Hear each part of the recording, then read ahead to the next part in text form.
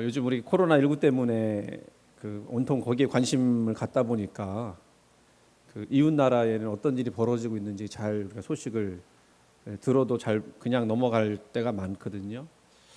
중국과 일본 이야기인데 지금 중국은 어마어마한 홍수가 나서 댐도 붕괴가 되었대요. 순식간에 건물이 다 쓸려 나가고 사람들이 갈 곳을 잃어버렸습니다. 지금은 저 왼쪽에 있는 사진은 이제 복구하는 사진이고 이쪽 오른쪽에 있는 사진은 댐이 범람이 돼서 그렇게 고통에 빠진 상황인데요. 얼마나 큰 비였는지 그저 몸 하나 빠져나오는 것도 감사했다는 그런 인터뷰를 보았습니다. 일본도 난리가 났어요. 일본도 구마모토현에 총 강수량 500mm나 되는 비가 내렸습니다. 왼쪽에 지붕만 이렇게 얼마나 많이 내렸는지, 이쪽은 강물이 돼갖고 쓸려 나가는 그런 모습을 뉴스에서 이제 캡처한 것인데요. 당연히 큰 피해를 입었죠. 그렇죠? 불보다 물이 무섭다고 그러는데 그 말을 실감하고 있는 것 같습니다.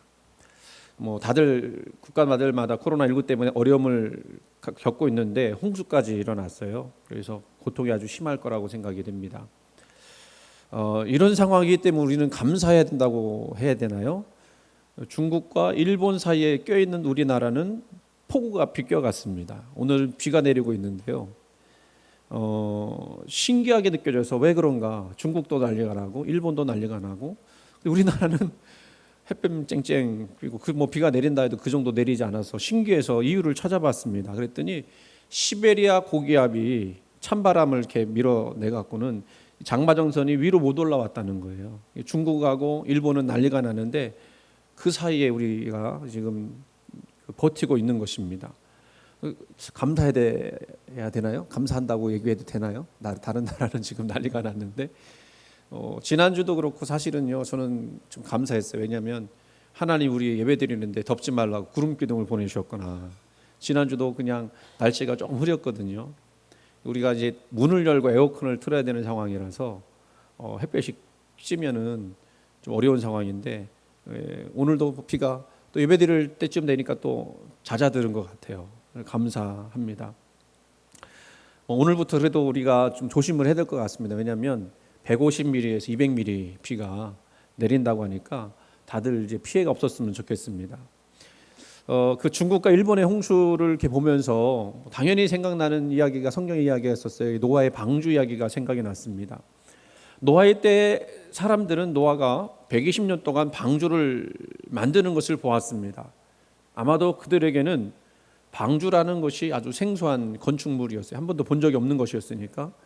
또 배라고 하는데 배를 바닷가에다가 건조를 하는 것이 아니라 산 꼭대기에다가 건조를 하고 있으니 그들 눈에는 신기하게 비춰졌을 것이 분명합니다. 그리고 뭔가 이상하다고 하는 느낌을 가질 수 있었을 거예요. 그런데 노아의 때 사람들은요 거기에서 생각이 멈췄습니다. 왜 노아가 산 꼭대기에 배를 건조하는지, 왜 그렇게 큰 배를 건조하는지, 그리고 지금 그들이 하는 행동이 무엇을 의미하는지 생각하지 않았어요. 그것은 그들에게 아주 치명적인 잘못이 되고 말았습니다. 누가복음 17장 27절 말씀해 보니까 예수님 이런 말씀하십니다. 노아가 방주에 들어가던 날까지 사람들이 먹고 마시고 장가들고 시집가더니 홍수가 나서 그들을 다 멸망시켰으며. 하나님께서 노아에게 120년 동안 산에서 방주를 건조하라고 하신 이유는 단순히 비가 많이 올 것만 생각해서 명령을 내리신 것은 아닐 거예요. 높은 곳에 방주를 지어라 했던 것은 매우 상징적입니다. 모든 사람이 볼 수 있는 장소죠. 그리고 그것을 보면서 왜 이렇게 고생하면서 건조하는지 생각해보라는 뜻이었을 겁니다. 그런데 사람들은 먹고 마시고 장가들고 시집가는데 바빴다. 하나님이 주시는 사인인데도 불구하고 그들은 그것을 깨닫지 못하고 보지 못했습니다. 그리고 하나님 없이 또 하나님과 상관하지 않고 자신들의 일에 몰두했습니다. 결국 노아의 때 사람들은요 40일 동안 쏟아지는 물로 인해서 홍수의 심판을 받고 노아의 가족 말고는 다 멸망을 당하고 말았어요. 우리가 중국과 일본의 그 홍수를 보면서 단지 며칠만 그렇게 비가 쏟아졌음에도 불구하고 그렇게 막 난리가 났던 거를 보면 40일 동안 비가 쏟아졌다고 했을 때는 어떤 정도인지 우리가 짐작할 수 있을 것 같아요. 성경은 왜 그들이 이렇게 망할 수밖에 없었는지 그 이유를 말해줍니다. 그들이 보아야 할 것들을 보지 않았기 때문에, 외면했기 때문에, 하나님의 일은 생각지 않고 땅의 유익만 쫓았기 때문에, 그래서 그 결과가 심판이었고 멸망이었습니다.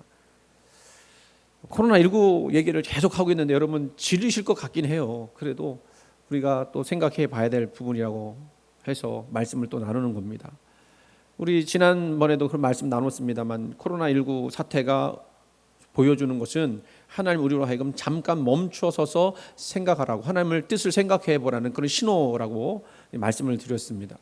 왜 이런 일이 결과가 되어서 나왔는지, 또 우리가 앞으로 어떻게 변해야 되는지를 생각해 봐야 된다는 뜻이에요. 우리가 뭐 여러 매체를 통해서도 뭐 설교 말씀 아니더라도요, 여러 매체를 통해서 듣는 것은 이 코로나19는 결국 사람들의 욕심 때문이었다, 그렇게 진단을 하죠.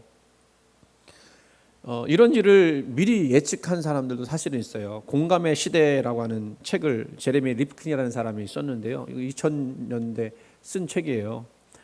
이렇게 진단을 했습니다. 1990년대까지는요 인간이 지구상에서 차지하고 있는 면적이 땅이 14% 정도밖에 안 됐는데 2000년대 들어서면서 거주하거나 사용하는 땅이 몇 프로로 늘어나냐면 77%로 늘어났다는 거예요. 다시 말하면 동물과 인간의 경계선이 있는데 인간은 한 14% 정도밖에 차지 않았던 땅이 점점점 늘어나면서 동물의 영역까지 파고들었다는 거죠.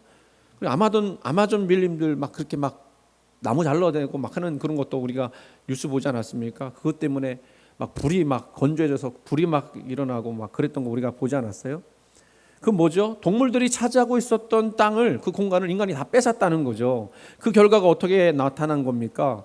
동물 속에서만 머물러야 되는 이 박테리아, 바이러스가 자신들도 살아남아야 되니까 이 누구에게 옮겨가면 자신들 살 수 있을까 생각해 보니까 인간이 막 파고들었단 말이에요. 인간의 개체수가 막 압도적으로 많아졌단 말이에요. 그러니까 인간 속에 들어와서 지금 이렇게 난리를 피우고 있는 것이 코로나19라고 하는 거예요. 컨테이전이라고 하는 영화 보셨습니까? 혹시? 이거를 몇 해 전인가요? 한 10년 전인가 영화가 나온 얘기인데 지금 상황을 아주 미리 예언하듯이 그렇게 했거든요. 거기 보면 박쥐가 똥을 똥 싸는데요, 그거를 이 돼지가 받아 먹어요. 돼지가. 그러니까 돼지가 있는 곳에 박쥐가 있어야 될 수가 없는데 박쥐가 있는 곳에 돼지가 들어간 거예요. 사육하는 돼지가. 그것이 이제 바이러스가 돼지에게 옮겨왔고, 그걸 요리하는 요리사에게 옮겨왔고, 요리하는 요리사 때문에 많은 사람들이 옮기게 되었고, 뭐 그렇게 되는 일들이 막 그 영화에 나오거든요. 그러니까 영역을 침범한 거죠. 그런데 사실 이런 인간들의 탐욕으로 인한 환경 파괴, 생태 파괴는 그 전부터 있었어요. 환경을 지키지 않으면 그 환경이 우리를 역습할 것이다, 계속 경고했습니다. 우리 그런 내용 계속 봐오지 않았습니까? 여러분, 제가 이 설교를 준비하면서 많은 얘기를 하고 싶지만 다 하지 못하는 부분이 있거든요. 우리도요, 우리 환경 생각하고 해야 될 일이 있어요. 그 뭐냐면 분리수거. 지금 이 일회용 쓰레기가 감당하지 못할 만큼 많이 나왔는데 이걸 처리를 못 해갖고 지금 제주도 같은 데는 처리를 하다가 이제는 뭐 손을 다 놔버린 상태고, 지금 아주 심각합니다. 지금 정부에서는 그런 얘기는 안 하고 있는데 앞으로 이게 몇 년 뒤면은 뭐 이것 때문에 우리가 고통을 당할 수밖에 없는 거죠. 그런데요, 그런 소리를 해도 별로 우리가 귀를 기울이지 않았습니다. 상황이 이렇게 되니까 자연이 역습을 해서 우리로 하여금 강제로 셧다운 하게 했고, 그래서 그렇게 되고 보니까 이게 우리가 무엇을 잘못했구나, 인간의 탐욕 때문에 이렇게 됐구나라고 하는 것을 깨닫게 되었다는 거예요. 여러분, 우리가 좀 더 노력하지 않으면 안 됩니다. 우리가 좀 더 절제하지 않으면 안 돼요. 이런 시대의 모습을 우리가 볼 줄 알고 그 경고의 소리를 들을 줄 아는 것이 지금은 지혜입니다. 오늘 본문의 이야기를 한번 보겠습니다. 본문에 보면 바리새인과 사두개인이 등장을 하는데 이 두 그룹을 보면 특이한 것이 있어요. 사실은 이 두 그룹은 사이가 좋지 않은데 오늘 말씀 보면 이들이 하나의 질문을 합니다. 하늘로부터 오는 표적을 보여달라. 사실 바리새인과 사두개인은요, 사이가 안 좋은 정도가 견원지간처럼 안 좋았어요. 각 그룹이 지향하는 신학이 달랐습니다. 정치적 색깔이 달랐어요. 여러분, 사람들이 제일 민감한 게 뭐죠? 신앙이 다른 거 하고요, 정치 색깔이 다른 거예요. 그 두 얘기는 절대로 하면 안 된다고 그러잖아요. 그렇잖아요. 근데 이게 완전히 달랐어요. 바리새인들은 로마의 지배를 극구 반대하는 수구파였다고 하면 사두개인들은 이 로마와 협착하여서 상당한 특권을 누리며 사는 사람들이었어요. 그러니까 이게 얼마나 사이가 안 좋겠습니까? 오늘날 그 성격상을 보면 극진보와 극보수가 다른 것처럼 서로 달랐어요. 근데 이 두 그룹이 오늘은 본문에서는 사이좋게 예수님께 질문합니다. 그 이유를 본문이 설명하는데 바로 예수님을 시험에 빠뜨리기 위해서, 함정에 빠뜨리기 위해서였다고 말씀하고 있어요. 그러면 그들이 질문한 하늘로부터 오는 그런 표적은 무엇일까요? 그들은 예전에 모세가 광야를 인도할 때 하늘에서 내려주셨던 만나와 같은, 또 메추리와 같은 그런 기적, 또 여호수아가 아모리 사람과 전투할 때 태양을 기브온 위에 머물게 하고 다른 야알론 골짜기에 머물게 했던 그런 표적, 천지가 개벽할 만한 그런 표적, 그런 표적들을 요청을 한 겁니다. 사실은 그들은 이미 예수님 뒤를 밟고 다니면서 예수님께서 귀신을 쫓아내는 일이나 병을 고치신 일을 다 보았어요. 심지어는 죽은 사람까지 일으키는 것도 봤습니다. 그런 기적은 하나님이 하시지 않으면 안 되는 기적이잖아요. 그런 것들을 고백한 사람들 있는데, 그런데 이들은요, 바리새인 사두개인들은 무명의 시골뜨기 예수가 그런 기적을 행하는 것이 마음에 들지 않았고 부정하고 싶었어요. 그건 귀신이 하는 짓이다. 더구나 예수님이 자기들의 지지 기반을 뺏어가는 것도 싫었습니다. 그렇기에 예수님이 말씀과 이적으로 전하는 그 메시지를 보려고도 하지 않고 들으려고도 하지 않았어요. 다 그냥 꽉꽉 막아놨어요. 그러면서 예수님 시험을 빠뜨리기 위해서 더 큰 표적을 보여달라고 요구한 것입니다. 전에도 그런 얘기를 한번 말씀드린 적이 있어요. 우리는요, 저도 마찬가지예요. 보고 싶은 것만 보고 듣고 싶은 것만 들으라는 경향이 있어요. 저희 아내가 저보고 맨날 타박하는 게, 내가 얘기하는 걸, 우리 집사람 얘기하는 거 잘 좀 들으라고 그래요. 부인들 되시는 분들 남편들한테 그러죠. 희한하게 남편들이요, 부인 말은 대충 듣는 것 같아. 들어보면 할 얘기는 다 했는데 내가 못 들은 거거든요. 엊그저께도 카톡으로 우리 집사람하고 얘기하다가 하도 답답하니까 우리 집사람이 카톡 캡처를 해갖고 자기가 이렇게 썼다고 나한테 보여주더라고요. 근데 이게요, 사람이요, 듣고 싶은 것만 듣는 거예요. 보고 싶은 것만 보는 거예요. 근데 이게 작은 일은 괜찮지만 어떤 때는 패착이 되기도 하고 어떤 때는 고통이 되기도 합니다. 그렇죠. 알아야 될 걸 모르고 지나가면 큰일에 있어서는 큰일 나잖아요. 그죠? 이게 봐야 될 거를 보지 못하고 듣지 못해야 될 거를 듣지 못하는 것에 대한 경고를 예수님은 어디서 또 한 번 하셨느냐면요, 부자와 나사로의 이야기에서 말씀하신 적이 있습니다. 누가복음 16장에 보면 나사로는 부잣집 앞에서 돌봄을 받지 못한 채 버려져 있다가 죽었다고 하는 얘기가 나와요.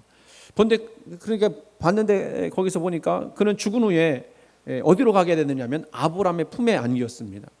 공교롭게도 부자도 죽었습니다. 호화로이 장사되었다고 얘기가 나와요. 죽었다는 말이죠. 하지만 부자는 나사로와는 달리 음부에서 고통을 받게 되었습니다. 부자는 얼마나 뜨겁고 고통스러웠는지 아브라함에게 이렇게 얘기합니다. 그 나사로를 향해서, 나사로를 나한테 보내서 그 물 한 방울 손가락 찍어서 내 혀에 좀 대게 해달라고, 내 혀를 좀 서늘하게 해달라고 요청을 합니다만 아브라함 거절하죠. 야, 내가 갈 수가 없고 너도 올 수가 없다. 큰 구렁이 있어서. 그러니까 음부에서 고통당하던 그 부자는 이후에 아브라함에게 또 다른 요청을 합니다. 자기 아버지 집에 나사로를 보내달라고. 지금 자기 형제 5이 아직 살아있는데 그들만큼은 이 고통받는 곳에 오지 않게 해달라고 하는 그런 요청이었어요. 그러니까 나사로가 다시 살아나서 지금 형이 음부 가운데 고통당하고 있으니 정신을 차리고, 그리고 하나님을 제대로 믿어서 그런 음부에 가지 않게 해달라고 나한테 부탁을 했다, 그 얘기를 해달라고 하는 거죠. 근데 그때 아브라함은 오늘 우리에게도 매우 중요한 그런 답을 이 부자에게 해줍니다. 뭐라고 했느냐면, 그들에게 모세와 선지자들이 있으니 그들에게 들을지니라. 모세와 선지자가 그들에게 있다는 거예요. 그 얘기는 무슨 얘기냐면 정말 그들이 살아있는 게 아니라 그들이 전해준 말씀, 그 뭐죠? 성경의 말씀. 성경이 곁에 있다는 것입니다. 이미 곁에 있는 모세와 선지자들의 말씀을 듣지 않는다면, 그 말씀을 보고도 듣고도 믿지 않는다면, 아무리 나사로가 부활을 해서 죽었다가 살아나서 이야기를 전한다 해도 안 들을 사람은 안 듣게 되어 있다. 그리고 들을 사람은 듣게 되어 있다. 들을 사람은 이미 모세와 선지자의 말씀을 듣게 될 거라는 거예요. 그런데 문제는 무엇이었습니까? 호화로이 날마다 잔치를 베풀고 먹고 마시는 것에 인생의 쾌락 목표가 있는 사람들은 하나님의 경고의 말씀, 심판의 말씀을 듣지 않는다. 그 말씀을 얼마든지 들을 수 있음에도 불구하고, 그 말씀에 귀 기울여서 들을 수 있음에도 불구하고 하나님 찾지 않는데, 그 결국은 뭡니까? 부자와 같이 후회도 소용없는 그곳의 음부에 떨어져서 고통을 당하게 된다는 말씀이에요. 우리에게도 그 부자와 같은 그런 삶의 태도는 없습니까? 우리도 부자가 되기를 원하고 이 세상에서 득세하기를 원하지 않습니까? 솔직히 말하면 그런 마음 있잖아요. 또 호화로우게 날마다 먹고 마시는 인생 부러워하지 않습니까? 우리 젊은이들은 그런 거 많이 하는데, 누군가 가서 맛있는 거 먹어서 막 찍어 올리면 나는 왜 저런 거 못 먹을까? 나도 가서 먹고 싶다. 그런 욕구가 막 일어나잖아요. 그리고 그런 인생이 굉장히 행복하고 그런 인생이 아주 그냥 만족스러운 인생이라고 우리도 생각하잖아요. 좋은 것 먹고 좋은 것 마시는 것이 마치 인생의 목표인 것처럼 살아가는 사람들이 많이 있어요. 물론 부자가 나쁜 것도 아니고요, 즐겁게 사는 것도 악한 것이 아닙니다. 문제는 그들의 인생의 목적이 하나님이 아니라 육신의 즐거움에 있고 쾌락에 있었던 것이죠. 하나님과 상관없이 살아가는 인생. 그래서 육신의 정욕을 쫓다가 보니까 영적인 눈이 어두워져 버렸어요. 영적인 귀가 닫혀져 버렸어요. 그래서 하늘로부터 오는 표적이 있음에도 불구하고 그것을 깊게 생각하지 못하고 어리석은 그런 인생을 살아가게 되었다는 것입니다. 본문으로 다시 돌아가 보면 예수님은 하늘로부터 오는 표적을 구하는 바리새인과 사두개인에게 뭐라고 했느냐면 시대의 표적을 분별하지 못하는 사람들이다라는 그런 진단을 내려요. 16장 2절부터 3절 오늘 본문이죠. 예수께서 대답하여 이르시되 너희가 저녁에 하늘이 붉으면 날이 좋겠다 하고 아침에 하늘이 붉거리면 오늘은 날이 굳겠다 하나니 너희가 날씨를 분별할 줄 알면서도 시대의 표적은 분별할 수 없느냐. 오늘도 여러분 날씨 보셨죠? 이 비가 언제까지 오는 건가? 그렇죠? 졸리세요? 뉴스 마지막에는 항상 날씨가 나옵니다. 오늘은 비가 올지 안 올지, 또 얼마나 더울지 안 더울지, 또 오늘 미세먼지가 얼만큼 되는지 그런 거 다 봅니다. 뉴스가 날씨 뉴스가 안 맞는 경우도 종종 있기는 하지만 슈퍼컴퓨터 덕분에 날씨에 대한 예비를 우리가 할 수 있게 되었어요. 과학의 혜택이죠. 근데 예수님 당시는 그런 게 없었잖아요. 그러니까 날씨를 보면서, 그러니까 날을 보면서 그 뒤에 날을 판단을 하는 건데, 그거는 경험과 직감으로 날씨를 파악하는 거였죠. 그런 기후 변화는 그들에게 굉장히 민감했습니다. 왜냐하면 어부나 목자 같은 사람도 있었거든요. 그들에게 있어서 기후 변화에 하루의 삶이 달려 있었기 때문에 그렇습니다. 그래서 앞선 기후의 징조를 파악하여 날씨에 대비하려고 아주 그 애를 썼어요. 우리가 안 되면 뭐 알죠? 어머니 아버님 막 무릎 통증 그 느끼면 지금 비가 올라나 보다, 그런 거 그렇게 얘기하고 그랬잖아요 옛날에. 예수님의 책망은 뭡니까? 육신의 삶을 위해서 그렇게 민감하게 대하면서 생명의 구원을 위해서는 얼마나 대비하고 얼마나 민감하게 생각하고 받아들이려고 했느냐, 그런 뜻 아닐까요? 정말 지혜로운 사람이라면 육신의 일보다 영의 일에 더 관심을 가지고 하늘로부터 오는 표적이 있다면 그거를 얼른 받아들일 줄 아는 준비를 해야 된다는 것 아니겠어요? 이솝 우화라를 보면 이런 얘기가 나옵니다. 사자와 나귀와 여우가 함께 사냥을 나갔어요. 우화니까 하는 얘기죠. 많은 먹이를 사냥해서 셋이 나누게 되었습니다. 근데 나귀가 나서서 제안을 합니다. 우리 셋이 다 힘들게 해서 잡은 것들이니까 3등분해서 나누자고 했습니다. 그 소리를 들은 사자가 나귀를 잡아먹어 버렸어요. 그리고 사자가 여우에게 어떻게 나누면 좋겠느냐라고 다시 물었습니다. 그러자 여우가 뭐라고 대답하냐면 9대1로 나누자. 그 제안을 했어요. 이 사자가 마음이 흡족해서 여호에게 어떻게 그런 갸륵한 생각을 하게 됐느냐고 물었습니다. 여호가 대답하기를 바로 전에 나귀가 죽은 것을 보고 깨달았다고 했습니다. 뭔 얘기죠? 보고 깨달아야 한다는 거예요. 베드로는 이런 말씀했습니다. 만물의 마지막이 가까웠으니 그러므로 너희는 정신을 차리고 근신하여 기도하라. 이게 바로 2000년 전 이야기 아니에요. 2000년 전 이야기예요. 만물의 마지막이 더 가까웠잖아요. 정신을 차리고 근신해서 기도해야 됩니다. 바울은 디모데에게도 이런 말씀했습니다. 너는 이것을 알라. 말세에 고통하는 때가 이르러 사람들이 자기를 사랑하며 돈을 사랑하며 자랑하며 교만하며 비방하며 부모를 거역하며 감사하지 아니하며 거룩하지 아니하며 무정하며 원통함을 풀지 아니하며 모함하며 절제하지 못하며 사나우며 선한 것을 좋아하지 아니하며 배신하며 조급하며 자만하며 쾌락을 사랑하기를 하나님 사랑하는 것보다 더하며. 어떻게 생각하시나요? 예수님 오늘 본문 속에서 이 세대가 표적을 보지 못하는 이유를 뭐라고 했느냐면요, 악하고 음란한 세대이기 때문이라고 하셨어요. 이는 육체에 관한 말씀이기도 하지만 영적인 악과 영적인 음란이기도 하죠. 바로 하나님 없이 살아가는 인생, 하나님과 상관없이 살아가는 인생, 이게 바로 음란하고 또 악한 세대의 모습인 것입니다.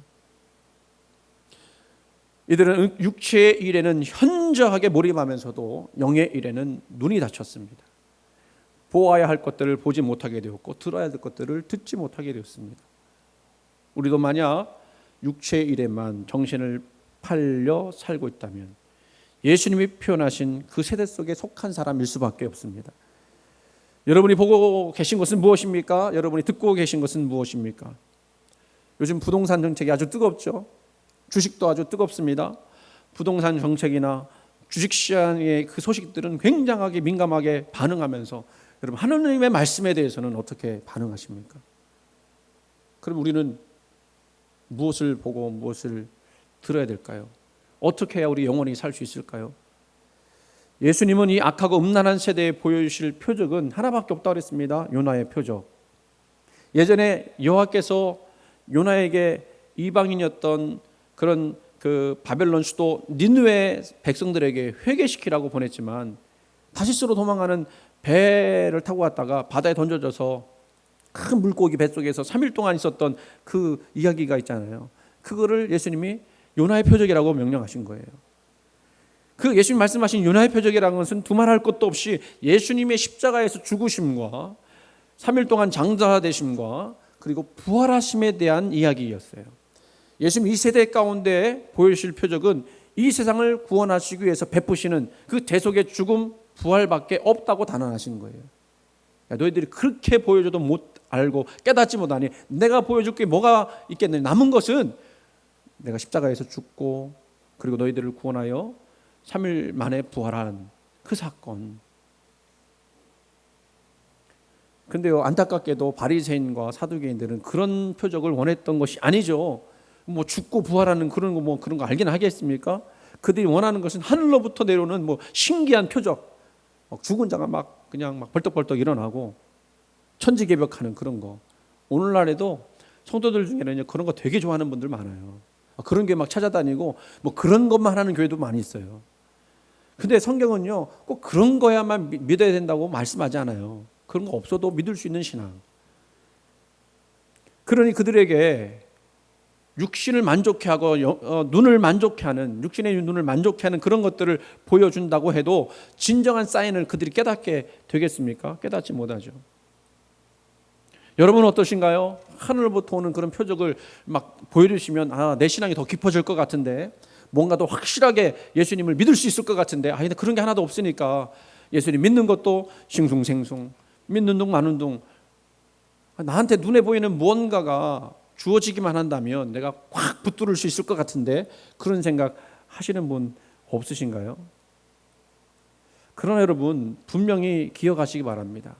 지금 우리 옆에도 모세와 선지자, 그리고 예수님의 제자, 그리고 예수님이 계신 거예요. 뭘 가지고 말씀하시죠? 말씀 가지고 우리들에게 주어진 이 성경이라고 하는 증거들만 가지고도 우리는 충분히 그리고 더욱 확실하게 신앙 가질 수 있습니다. 문제는 표적이 없어서가 아니라 우리에게 믿으려고 하는 그런 신앙적인 마음이 없기 때문일 거예요. 그러면 우리가 보고 들어야 될 진정한 표적 뭘까요? 우리에게 주어져 있는 하늘로부터 온 표적이 있다면 뭘까요? 성경 말씀드렸죠. 이렇게 주일날 선포되는 말씀도 여러분에게 주어지는 말씀일 수 있고요. 오늘날 믿음을 가져가고 살아가는 성도들의 삶이 또 그런 증거가 될 수 있고요. 교회가 또 그렇습니다. 오늘 우리가 보려고 한다면 주어진 하늘로부터 온 표적들이 얼마나 많은지 알 수가 없어요. 그런 것만 가지고도 우리는 확실한 신앙 가질 수 있습니다. 그렇다면 오늘 핵심적인 내용이기도 하고 오늘 제가 여러분에게 말씀드리고 싶은 내용이기도 하지만 오늘 중요한 건 뭐냐면 그 십자가의 사건, 예수님이 우리에게 보여주신 그 요나의 표적을 가지고 우리가 또 이 땅을 살아가면서 보여줘야 될, 또 봐야 될 표적은 뭘까? 다른 것이 아니고요, 저와 여러분이 표적이에요. 할렐루야. 믿으십니까? 뭐죠? 나 같은 죄인이 구원받아 하나님의 자녀가 된 것이 표적이잖아요. 예수님께서 요나의 표적을 통해서 우리에게 말씀해 주신 것은 내가 너를 사랑해서 너를 구원했다. 그러니 우리가 그 증거가 되고 표적이 된 거 아닙니까? 예수 그리스도의 십자가의 죽음과 부활로 인해서 내가 구원받았고 천국 백성이 되었고 이제는 하나님의 자녀로 살아가고 있는 그 과정 가운데 내가 있어요. 그러니 내가 표적이죠. 그런데 많은 사람들이 이 하나님 베풀어 주신 그 십자가의 그 구원의 십자가를 별로 받아들이려고 하지 않습니다. 믿지 않습니다. 따르지 않습니다. 오히려 어떻게 살아가느냐면 십자가의 원수로 살아가요. 자기를 부인하고 예수 그리스도를 나타내지 않으면서도 우리 중에 그런 분이 없기를 바랍니다만 교회만 그냥 출석만 하면 그게 구원의 증거다라고 생각하는 착각이죠. 아니죠.